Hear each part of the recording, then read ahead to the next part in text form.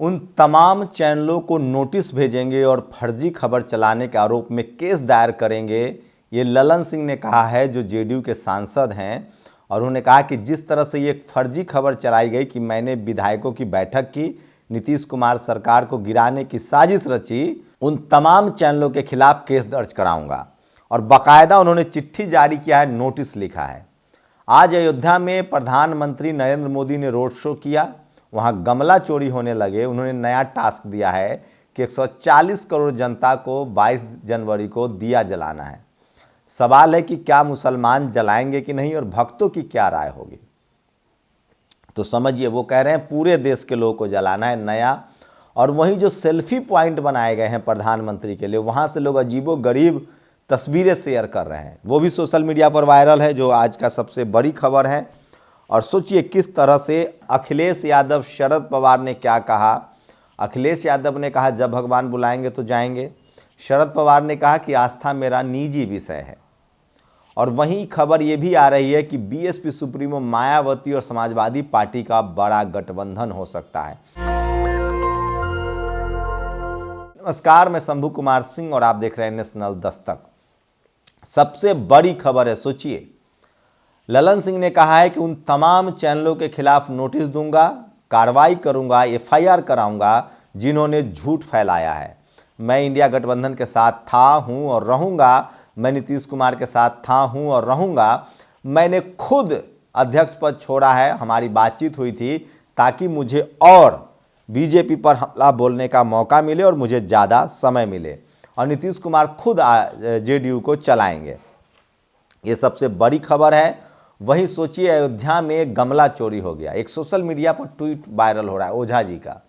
ओझा जी कह रहे हैं कि मैं भगवान राम की आरती में शामिल नहीं हो सकता या रोड शो में शामिल नहीं हो सकता, क्योंकि मुझे बिहार नौकरी पर जाना है। मेरी भाभी बीपीएससी के लिए सिलेक्ट हुई हैं, टीचर बनी हैं। तो सोचिए, ओझा जी से पूरा देश सहमत है। लोगों को लग रहा है कि रोजी रोजगार पहले है, लेकिन इस देश के बहुजन समाज की प्राथमिकताएं अलग होती है, उनके लिए बड़ा सद्बुद्धि है। अखिलेश यादव ने कहा है कि मैं जब मर्जी होगी, जब भगवान बुलाएंगे तो मैं जाऊंगा, किसी के इनविटेशन की क्या ज़रूरत है। शरद पवार ने कहा है कि वो आस्था उनका बहुत ही निजी मसला है और उसका वो राजनीतिकरण नहीं करना चाहते हैं। वहीं अखिलेश यादव और मायावती को लड़ाने के लिए मीडिया की लगातार जो कोशिश है, उसका भी भंडाफोड़ हो रहा है। तो एक एक खबर का विश्लेषण करूंगा और आपको खबरें बताऊंगा जो आपके लिए बहुत ज़रूरी है, जो सोशल मीडिया पर वायरल है। सोचिए, आज की जो सबसे बड़ी खबर है, जो आपको मोन्टाज में भी मैंने दिखाया, भगवान राम को घर दिलवाने का दावा करने वाले देश के बेटियों को सम्मान नहीं दिला पा रहे हैं। विनेश फोगाट ने भी अपना अर्जुन अवार्ड और खेल रत्न प्रधानमंत्री कार्यालय के बाहर रख दिया है। ये सबसे बड़ी खबर आ रही है इस समय की। सोचिए किस तरह से विनेश फोगाट ने, इससे पहले बजरंग पूनिया ने अपना अवार्ड लौटा दिया था, उससे पहले साक्षी मलिक ने इस्तीफा कर संन्यास ले लिया था। उसके बाद WFI को भले सस्पेंड किया गया, लेकिन अब खेल में आ रहा है कि सस्पेंड नहीं किया गया, उसको होल्ड किया गया है। तो इसको लेकर विनेश फोगाट ने कहा था। इससे पहले कि यादव जी हैं जो पहलवान हैं, उन्होंने भी कहा था कि मैं अपना अर्जुन अवार्ड लौटाऊंगा। तो आज विनेश फोगाट ने, सोचिए सबसे बड़ी खबर है, टीवी अखबार इसको नहीं दिखाएगा और उसको एक एंटी खबर जाके दिखाएगा। विनेश फोगाट ने अपना अर्जुन अवार्ड और खेल रत्न प्रधानमंत्री कार्यालय के बाहर रख दिया। ये सबसे बड़ी खबर है। सत्यपाल मलिक जो पूर्व गवर्नर है, उन्होंने इस खबर को ट्वीट किया है। सबसे बड़ी खबर बता रहा हूँ किस तरह से ये बड़ी खबर है जो इस समय सोशल मीडिया पर वायरल है। यह दिन किसी खिलाड़ी के जीवन में ना आए। देश की महिला पहलवान सबसे बुरे दौर से गुजर रही हैं और ये उन्होंने इंडिया गेट पर जाते हुए किया है। तो सबसे बड़ी खबर है जो सोशल मीडिया पर वायरल है कि किस तरह से विनेश फोगाट ने अपना भारत रत्न लौटा दिया है। सत्ता का नशा देखिए, गुंडई देखिए। मेरठ में बीजेपी के एमएलसी एक पार्षद की पिटाई पुलिस की मौजूदगी में कर रहे हैं। सरकार ऐसे लोगों पर कार्रवाई करे। सोशल मीडिया पर ये तमाम खबरें जो हैं वो वायरल है और ये वो खबरें हैं जो आपको कोई नहीं दिखाएगा। नए भारत की कुछ तस्वीरें देखिए। सोचिए, देश के तमाम सरकारी संस्थाओं के पास सेल्फी पॉइंट बनाया गया है। सवाल है कि प्राइवेट संस्थाओं के पास भी बनना चाहिए। मैं जानकारी दे दूं, रेलवे में 2800 सेल्फी पॉइंट बनाए गए हैं। एक सेल्फी पॉइंट की लागत है 6.5 लाख। 2200 करोड़ रुपए रेलवे ने कमाए हैं। जो ओल्ड सिटीजनशिप है, जो सीनियर सिटीजन है, उनके रियायत को हटाकर और लगभग 680 रेलवे स्टेशनों पर प्रधानमंत्री के सेल्फी पॉइंट लगाए गए हैं सारे सरकारी संस्थाओं में। और ट्रॉमा में वेंटिलेटर नहीं मिलने से 2 महिलाओं ने दम तोड़ा। मतलब सोचिए 6 लाख रुपए में एक सेल्फी पॉइंट बन सकता है, वेंटिलेटर नहीं। लेकिन ये सब बात करने पर आप राष्ट्रद्रोही हो जाएंगे। ये लखनऊ का हाल है, बाकी पिछड़े हुए जिलों के बारे में आप सोच सकते हैं, ये लखनऊ का हाल है। तो सोचिए अगर मायावती, अखिलेश, तेजस्वी यादव ये सब अगर ये काम करते, प्रचार प्रसार करते सरकारी संसाधनों का, तो ये मीडिया खाल खींच लेती। और श्याम मीरा सिंह पर जिस तरह से राम रहीम ने केस दर्ज कराया, सोचिए एक दोषी, राम रहीम कोई आरोपी नहीं है, दोषी है वो श्याम मीरा सिंह को एक वीडियो को लेकर नाराज है। तो सोचिए लालू यादव, दलित बहुजन समाज ने कितना झेला है, इस देश ने, मीडिया ने कितना बदनाम किया है। लेकिन अब आप सच भी नहीं बोल सकते हैं। गरीबों की सवारी, भारतीय रेल के हर वर्ग का किराया बढ़ाया गया, किराए में बुजुर्गों को मिलने वाली छूट खत्म कर दी गई है। राहुल गांधी ने ट्वीट किया है। प्लेटफॉर्म टिकट के दाम बढ़ाए गए, निजीकरण के द्वार खोल दिए गए। जनता की मेहनत की कमाई से निचोड़ा जा रहा है 1 पैसा सेल्फी स्टैंड के लिए था। भारत की जनता को क्या चाहिए? सस्ता गैस सिलेंडर, सुलभ रेल यात्रा या शहंशाह के बूथ के साथ तस्वीरें। ये रेलवे स्टेशन पर सोचिए एक सेल्फी पॉइंट है, लगभग 6 लाख रुपए की लागत है और 680 सेल्फी पॉइंट इस तरह से बनाए गए हैं। तो ये तमाम सवाल है जो पूछना चाहिए। और कहा था ना, आज तक अन्य मीडिया वाले फर्जी खबर चला रहे हैं। नीतीश इंडिया के साथ हैं, रहेंगे। ललन सिंह फर्जी खबर चलाने वालों पर FIR करवाएंगे। सोचिए अखिलेश यादव के बारे में किस तरह से खबर चलाई गई थी कि 56 SDM में से SDM यादव बन गए हैं। ये खबर आज तक में प्रसून वाजपेयी ने चलाई थी। दिलीप मंडल ने खुलासा किया है कि वो जब इंडिया टुडे के संपादक थे तब उन्होंने कहा था रिपोर्टर को कि फैक्ट लाओ, मुझे एक एक का नाम लाओ। लेकिन जब उन्होंने नौकरी छोड़ी तब जाकर ये झूठी खबरें चलाई गई। फर्जी खबर पर रोक लगाने का एक कारगर तरीका है, खबर छापने वालों पर कानूनी कार्रवाई करिए, खासकर जब आप सरकार में हो तो तुरंत करिए। सोचिए दुनिया भर में मीडिया पर खबरें पर केस होती है, भारत में बहुजन समाज के नेताओं के बारे में किस तरह से खबरें चलाई जाती हैं। ललन सिंह को पिछले 4-5 दिनों से बदनाम किया गया कि वो लालू से मिले हुए हैं, सरकार गिराना चाहते हैं, नीतीश ने हटा दिया है। तो ये सब प्रिडिक्शन होता है। मुलक नागर ने खुलासा किया कि मायावती का अखिलेश विरोध करें, जबकि ऐसी कोई बात ही नहीं है। पिछले तो तमाम जो मनुवादी मीडिया है, मनुवादी का एकमात्र किला है टीवी अखबार। पिछले करीब 1 हफ्ते से हमारी पार्टी जनता दल यूनाइटेड के और मेरे बारे में बहुत सारी भ्रामक और तथ्यहीन खबरें मीडिया के एक वर्ग द्वारा लगातार चलाई गई। मेरे और माननीय मुख्यमंत्री श्री नीतीश कुमार जी के 37 साल के संबंधों पर भी प्रश्नचिन्ह लगाने की कोशिश हुई। ऐसे तथ्यहीन खबरें चलाने वाले चारों खाने चित होंगे। ऐसा करने वाले सभी संस्थाओं को कानूनी नोटिस दूंगा और मेरी छवि धूमिल करने के लिए उन पर मानहानि का मुकदमा करूंगा। तो ये सबसे बड़ी खबर है। सोचिए एक सजायाफ्ता कैदी जो है वो मानहानि का मुकदमा कर रहा है, तो ललन सिंह को भी करना चाहिए। मुझे लगता है कुछ अधिकारी जानबूझकर सरकार को बदनाम करने में लगे। गरीबों के बीच में सेल्फी बूथ लगा दिया। अब यह तस्वीर आ रही है, सरकार को इसका संज्ञान लेना चाहिए। सोचिए रणविजय सिंह लगातार तंज करते हैं क्योंकि इनको सरकार से डर लगता है, लेकिन तंज के बहाने ही वो खबर दिखा देते हैं। और ये खबर है कर्नाटक के कुलबर्गी से, जहां बीजेपी के नेता ने कुलबर्गी महानगर पालिका में बैठी बुर्का पहनी मुस्लिम महिलाओं के खिलाफ अपमानजनक शब्द का इस्तेमाल किया है। ये भी सोशल मीडिया पर। सोचिए प्रधानमंत्री 140 करोड़ को लोगों को जोड़ रहे हैं और उनके नेता क्या गए। ये हैं डॉक्टर रितु की स्क्रीनशॉट है। 100 दिनों से ज़्यादा समय हो गया दिल्ली यूनिवर्सिटी में, दिल्ली यूनिवर्सिटी के आर्ट फैकल्टी पर धरने पर बैठी हैं। इनकी नौकरी ले ली गई है, जैसे लक्ष्मण यादव की नौकरी ले ली गई और सोशल मीडिया पर वायरल है। आप लोग इसको शेयर कीजिए। और यह 69,000 भर्ती महिलाएं शिक्षक भर्ती वाले घोटाले का मामला है। 6800 SC ST OBC के शिक्षकों की भर्ती होनी है, कोई खबर नहीं कर रहा है। 4 PM कर रहा है। और उसके बाद एक जो और चैनल है वहाँ उल्टा चश्मा, वो भी कर रहा है, वो लखनऊ में है। तो इन खबरों को देखिए, शेयर कीजिए। मैं भी लगातार इन खबरों को शेयर कर रहा हूँ ताकि आपको पता चले। बहुजन समाज के लिए ज़रूरी है कि खबरों को पता चले। और बिना EVM के अगर चुनाव होंगे तो भाजपा लोकसभा तो दूर, न्यायपालिका का चुनाव भी नहीं जीत सकती है। सैम पित्रोदा ने भी EVM पर बड़ा बयान दिया है। सोचिए OBC समाज से हैं, विदेश में रहते हैं। और BJP IT सेल वाले पत्रकारों को अब बढ़ाई लेलाई होगा।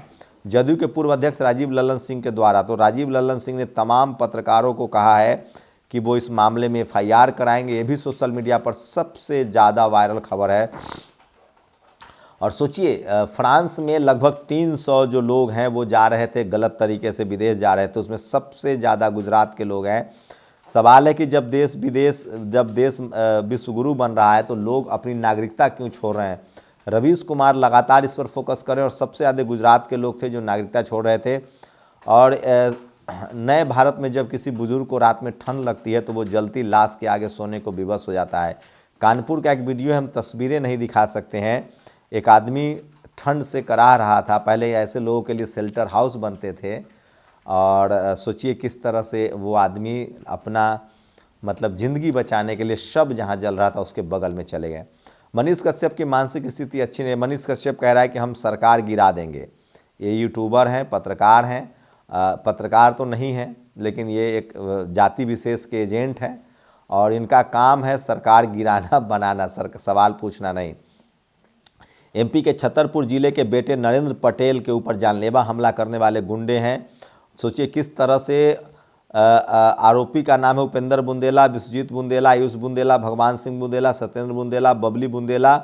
इन लोगों पर आरोप है कि इन लोगों ने पिस्टल के दम पर अपहरण किया, मारपीट हुई, क्योंकि इनके भाई ओबीसी महासभा के लोग हैं। तमाम बहुजन समाज के लोगों को इनसे मिलना चाहिए, जाना चाहिए। इन पर हमला हुआ है। सोचिए ओबीसी के लोगों को मारा जा रहा है, एससी एसटी ओबीसी के लोगों को मारा जा रहा है। ओबीसी ने हमेशा दलित पिछड़े आदिवासियों की आवाज़ उठाई है, लेकिन आज इनकी आवाज़ कोई नहीं उठा रहा है। इनके दर्द को सुने और महसूस करे। बबली बुंदेला राजपूत ने अपहरण करवाकर भाई को बेरहमी से पिटवाया है, गाड़ी को चढ़वाया, जिससे अंग अंग टूट गया, पैर टूट गए हैं। और तेरा भाई ओबीसी एमपी को नहीं बचेगा, बहुत राजनीति करता है, तेरे चाचा भी नहीं बचेगा। 2 दिन पहले चाचा के ऊपर गोली चली थी। तो सरेआम सोचिए बहुजन समाज के लोगों को, नरेंद्र पटेल गांव गठवेरा, तमाम बहुजन समाज के लोगों पर हमले हो रहे हैं, मारे जा रहे हैं। ये खबर आपको संज्ञान में लेना चाहिए, इस पर बात करनी चाहिए। और ये ओबीसी महासभा के युवा हैं जो लगातार बहुजन समाज के अधिकारों के लिए लड़ रहे हैं। इसकी सजा इनके चाचा और इनको भाई को दी जा रही है। मेरी आप तमाम लोगों से अपील है कि छतरपुर में जाके इनसे मिलिए, गठेरिया इनका गांव है, इनसे मिलिए, इनकी आर्थिक मदद कीजिए, इनके साथ खड़े होइए, और इन गुंडों का संवैधानिक तरीके से डटकर मुकाबला कीजिए। नेशनल दस्तक पर हमने वीडियो डाला, उसको शेयर भी कीजिए। ऐसी घटिया सोचिए, दीपक चौरसिया ने साफ साफ समाजवादी पार्टी को कहा नमाजवादी पार्टी, लेकिन मुझे भाटी जी का पसंद नहीं है। भाटी जी को कहना चाहिए था कि हैं हम नमाजवादी पार्टी, हम बहुजनों को साथ लेकर चलते हैं। और भीमा कोरेगांव 1 जनवरी आ रहा है। सोचिए 1818 का शौर्य दिवस बहुजन समाज मनाने की तैयारी कर रहा है भीमा कोरेगांव में। तो सोचिए किस तरह से बहुजन समाज के लोग लिख रहे हैं। और अयोध्या का राम राज के वंशजों के हाथ से, अयोध्या का राज राम के वंशजों के हाथ से कैसे निकल गया, और कब मिश्रा लोग अयोध्या के राजा बन गए, कब हुआ ये तख्ता पलट और कैसे हुआ, और इतिहास और धर्मशास्त्रों के कोई जानकार बताएं। बीएसपी ने 2009 में लोकसभा चुनाव में अयोध्या के राजा विमलेंद्र मोहन प्रताप मिश्रा को फैजाबाद अयोध्या लोकसभा से उम्मीदवार बनाया था, चुनाव हार गए थे।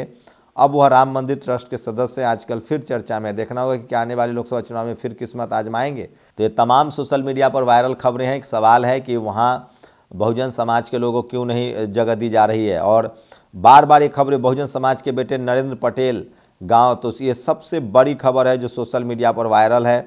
और मैं इसलिए लोगों को कह रहा हूँ कि इस तरह की खबरों के साथ आप न्याय कीजिए। बहुजन समाज के लोग अगर अपने लोगों के साथ खड़ा नहीं होंगे तो आने वाले समय में आपके समाज में कोई लड़ने भिड़ने वाला, संवैधानिक अधिकारों के लिए बोलने वाला आदमी नहीं बचेगा। इसलिए ज़रूरी है। और सोचिए एक जज हैं जिन्होंने रिटायरमेंट के बाद, अभी कौल साहब रिटायर, उन्होंने कहा कि कॉलेजियम सिस्टम खराब है। तो ये सबसे बड़ी खबर है जो सोशल मीडिया पर वायरल है। और सोशल मीडिया ही सच्चा मीडिया है, सोशल मीडिया ही बहुजन मीडिया है। अमेरिका के कुछ वैज्ञानिकों ने कहा है कि 2 मिनट में ईवीएम हैक हो सकता है, 2 मिनट। और ये मराठी चैनल TV9 ने अपने यहाँ खबर भी चलाया है, लेकिन हिंदी वाले नहीं चलाएंगे, इसलिए मैं आपको बता रहा हूँ जो सबसे बड़ी खबर है आज की। और ये देखिए 69,000 शिक्षक भर्ती स्कैम के मामले में 6800 सीटों के लिए लगातार 562 दिन से SC ST OBC के लोग धरने पर हैं। और ये तस्वीरें आपको कोई नहीं दिखाएगा, ये सोशल मीडिया पर सिर्फ नेशनल दस्तक पर आप देख सकते हैं तमाम खबरें। इसलिए कह रहा हूँ ये वीडियो ज़रूर देखा कीजिए। और सोचिए आप जब अयोध्या में राम मंदिर में शामिल होने जा रहे हैं, अच्छी बात है, उसी समय यूपी लोकसभा आयोग के चिकित्सा पदाधिकारी की नियुक्ति निकली है 611। OBC को 58 सीटें मिली है, मतलब 9%। SC को 34 सीटें 4%, ST को 28 सीटें 4%, समान वर्ग को 435 सीटें मिली है 71%, EBS को 61 सीटें मिली है 10%। तो सोचिए 49.5% रिजर्वेशन है यानी कुल सामान्य वर्ग को 81%। तो आपकी नौकरी भी छीनी जा रही है, आप चढ़ावा भी चढ़ा रहे हैं, चढ़ाते रहिए, लेकिन अपने संवैधानिक अधिकारों के लिए भी सजग रहिए, नहीं तो बहुत देर हो जाएगी। देर तो हो चुकी है। मैं इसीलिए कह रहा हूँ कि बहुजन समाज जब तक जागरूक नहीं होगा, अगर हमने ईवीएम को सही नहीं किया तो 2004 में बीजेपी 400 जीत सकती है। ये सैम पित्रोदा ने कहा है, जो सबसे बड़ी खबर है। भारतीय मूल के बड़े साइंटिस्ट हैं, भारत में बहुत सोशल रिफॉर्म करने के लिए उनका नाम जाना जाता है। और सोचिए, आज भी जब संविधान लागू है तब किस तरह से ओबीसी महासभा से जुड़े एक शख्स के भाई को मध्य प्रदेश के छतरपुर के गांव गठेबरा में नरेंद्र पटेल पर किस तरह से जानलेवा हमला हुआ है। इस खबर को शेयर कीजिए, सोशल मीडिया पर लोगों को बताइए, नहीं तो आपकी आने वाली नस्लें जो हैं वो गूंगी बहरी हो जाएंगी। और इसलिए मैं कह रहा हूँ, सोशल मीडिया ही सच्चा मीडिया है, सोशल मीडिया ही बहुजन मीडिया है। और ये सेल्फी की 2 तस्वीरें सबसे ज़्यादा वायरल है, तो आप लोग अपनी प्रतिक्रिया जरूर दीजिए। और देखिए किस तरह से अयोध्या में गमले को लोग उठा कर ले जाने लगे, जैसे दीप प्रज्वलित होता था तो लोग तेल निकालने लगते थे। तो ये है लाचारी, बेबसी और गरीबी की हालत इस देश में कि आप कल्पना नहीं कर सकते हैं। खैर, और बल्कि 22 जनवरी को ही दिला दीजिए। सोचिए, ये हैं टीवी चैनल के मालिक डॉक्टर जगदीश चंद्रा, ये कह रहे हैं कि मोदी जी को भारत रत्न मिलना चाहिए, रवीश जी को बड़ा दिक्कत है, वो कह रहे हैं कि 22 जनवरी को दिलवा दीजिए। तो टीवी अखबार पूरी तरह से सरकार के साथ है, और इसीलिए ललन सिंह ने कहा है कि हम बड़ा FIR करेंगे पत्रकारों पर, मानहानि का मुकदमा करेंगे। कम से कम बहुजन समाज को ये करना चाहिए, जो झूठी खबरें चलाए, जो फेक खबरें चलाए, जो फर्जी खबरें चलाए, उन पर केस दर्ज होना चाहिए। तो ये आज की बड़ी खबरें थी जो आपके सामने था। अपनी अपडेट जरूर दीजिए। और लेबनान के लड़ाके हिजबुल्लाह ने 27 रॉकेट दागे हैं फिलिस्तीन पर। शुक्रिया। नेशनल दस्तक की आपसे गुजारिश है कि अगर इसको बचाना चाहते हैं तो नेशनल दस्तक को सब्सक्राइब करने के लिए रेड कलर के सब्सक्राइब बटन को दबाएं, फिर बेल आइकन की घंटी दबाएं। नेशनल दस्तक को बचाने के लिए बहुत जरूरी है कि हर खबर को शेयर करें, लाइक करें, कमेंट जरूर करें।